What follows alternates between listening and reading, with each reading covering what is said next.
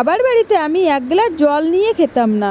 School থেকে আসতাম, এসে আমি আমার মাকে বলতাম মা ভাত দাও, ভাতটুকু আমি বেড়ে খেতাম না, কারণ আমি না নিজে ভাত নিয়ে খেলে আমার একদম পেটেই ভরতো না। মাকে বলতাম মা তুমি আমাকে ভাত দাও, না হলে আমার একদম পেট ভরবে না। কিন্তু অন্যের বাড়িটাকে এখন আমি নিজের সংসার গড়ে তুলেছি। আমার মায়ের মতন করে আমি সংসারটাকে গুছিয়ে রাখার চেষ্টা করি। সত্যি পৃথিবীতে মায়ের মতন কেউ নেই, একমাত্র মা কিন্তু সন্তানকে সবটা দিয়ে আগলে রাখে। আজকেও কিন্তু প্রচণ্ড পরিমাণে আমি রেগে গিয়েছি তোমাদের দাদা ভাইয়ের উপর। তো কী কারণে আমি রেগে আছি তো সবটাই বলবো, তো সম্পূর্ণ ব্লগটা স্কিপ না করে দেখতে থাকো। যে কারণে তোমাদের দাদা ভাইয়ের সঙ্গে আমার ঝগড়া লেগেছে সকালবেলা ঘুম থেকে উঠে। আজকে তোমরা দেখতে পারছো নিশ্চয়ই ঝাড়ুটা কতটুকু হয়ে গিয়েছে আমার। দেখো এত বড় উঠোন আমি এইটুকু ঝাড়ু দিয়ে ঝাড় দিই কিন্তু।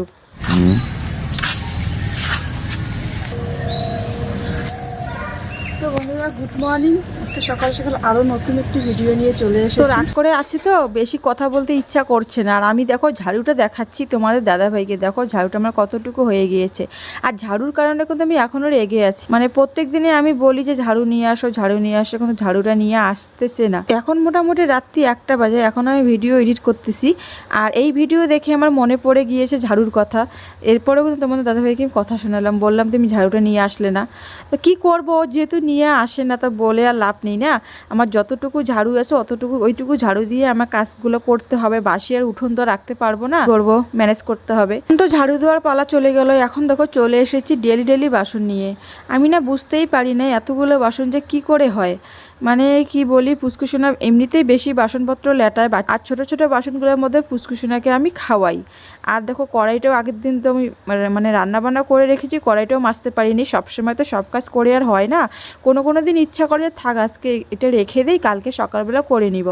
তো তোমরা হয়তো আমাদের কলেপার দেখে ভাববে যে আমাদের কলেপারটা এরকম অবস্থা। তো দেখো আমি কিন্তু অনেক ভিডিওতে বলেছিলাম যে আমাদের কলেপারটা ভালো না, কারণ আমরা সবাই মিলেমিশে এখনও একটা কলেপারই কিন্তু ব্যবহার করি। দেখো সবার মিল আর হয় না।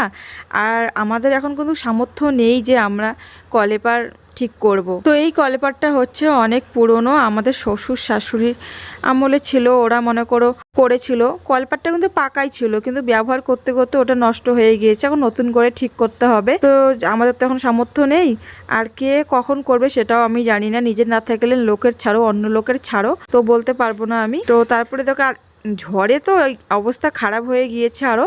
দেখো ওই যে পাশে যে ঘরটা ছিল, এই ঘরে কিন্তু খড়ি রাখা হয়, মানে ঝড়ে একদম ওই ঘর দেখো টিন সব ভেঙে গিয়েছে। এমনকি আমাদের বাথরুমের দরজাও কিন্তু ভেঙে গিয়েছে, আমরা কিন্তু ভিডিওতে দেখিয়েছিলাম। আর এখন যে আমি কাজ করি না, অনেক কষ্ট করে কাজ করি, আর আমার কাজ করতে অনেক দেরি হয়ে যায়। তো কী কারণে দেরি হয় সেটাও বলবো। তো দেখো আমাদের কলেপারটা কিন্তু অনেক দূরে, আমাদের ঘর থেকে মোটামুটি অনেক দূরে। কোনো সময় যদি জল পিপাসা পায়, চটপট গিয়ে জল একটু আনবো, ওই উপায়টাও কিন্তু নেই। ওই জন্যই আমার সম্পূর্ণ কাজ আগে মানে গুছিয়ে নিয়ে তারপরে আমি একদম রান্না করতে বসি। যেমন ধরো মনে করো জল একবারে আমি বালতির মধ্যে 2 বালতি জল নিয়ে যাই। পুষ্কুসোনা তো এখনও ছোটো আছে, কখন কি করে বলা যায় না, এর জন্য আমি 2 বালতি জল আমি রেখে দেই। আর আমি বোতলে করে জল তো ভরে নিয়ে যাই একবারে, বলাই তো যাই, বললামই তো কলেপারটা অনেক দূরে, যখন তখন আসতে পারি না, দৌড়ে আসলেও অনেক সময় লেগে যাবে। আর হচ্ছে মানে রান্নাবান্না যে করি একবারে আমি হাঁড়ির মধ্যে করে জল টল সব ভরে নিয়ে গিয়ে আমি সম্পূর্ণ রেডি করে রাখি, তারপরে আমি রান্না করতে বসি। এরকমই করি। তা না হলে না, এই যে রান্না করতে বসবো ভাবি যে পরে জল নিয়ে আসি, এদিকে আমার তরকারি পুড়ে যাবে এরকম। স্নান টান করে একদম আসলাম, সকালবেলা যুদ্ধ শেষ হয় নাই, মানে বাইরের যুদ্ধ শেষ। উঠোন ঝাড়া, বাসন মাজা, কাপড় কাচা, এখনও নিয়ে এসেছি কাপড় দাপড় ওইখানে রেখেছি, এখনো মেলে দেয়নি। আর এই বিস্কুটটা কালকে নিয়ে এসেছি তোমাদের দাদা ভাই পুষ্কুসোনায় খাওয়ার জন্য, কিন্তু আমি এখন প্রথমটাই আমি খুলে আগে পাখিকে দিব। তো স্নান করেই আগে আমি এই কাজটা করি, স্নান করেই প্রতিদিনে আমি পাখিগুলোকে বিস্কুট না হলে যেটাই থাক আমার ঘরে আমি পাখিগুলোকে খেতে দেই। তো কি বলবো, আজকে দেখো একটু ভয়েস দিচ্ছি, আমার কপালটাই খারাপ।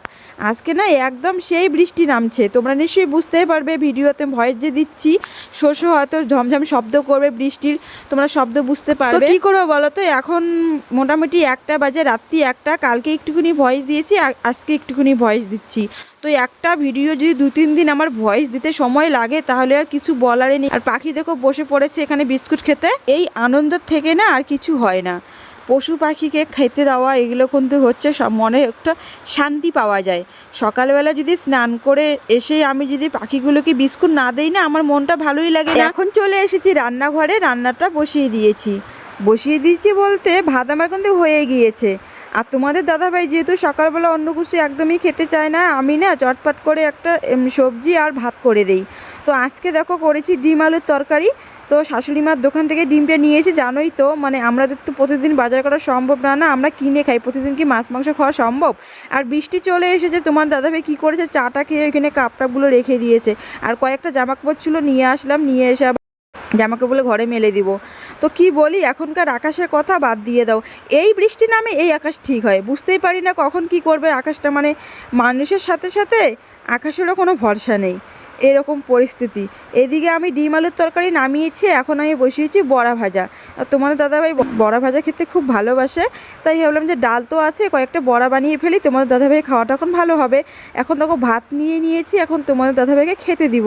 আর তোমাদের দাদাভাই খেয়ে কিন্তু গাড়ি নিয়ে যাবে। তো সকালটা আমার এরকম করে তাড়াহুড়োর মধ্যে। কি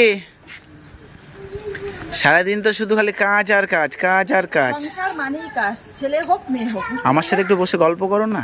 বাবা গল্প দেখো, কখন আমি জামা কাপড় ধুয়েছি, এখন কিন্তু মেলে দিচ্ছি। রান্না বান্না কমপ্লিট করার পর বাসন কোজন মেজে গুজে এখন জামা কাপড়গুলো মানে মেলে দিলাম।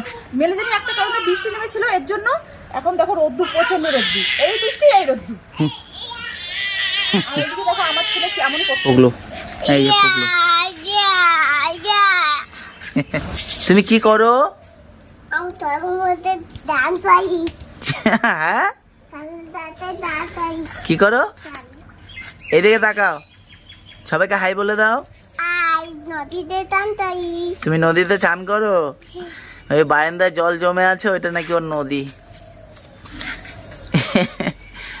তুমি এই নে কাকে করছো? কাকে করছো? মাকে করো তো দেখি। এই নে এটা তোমার নদী।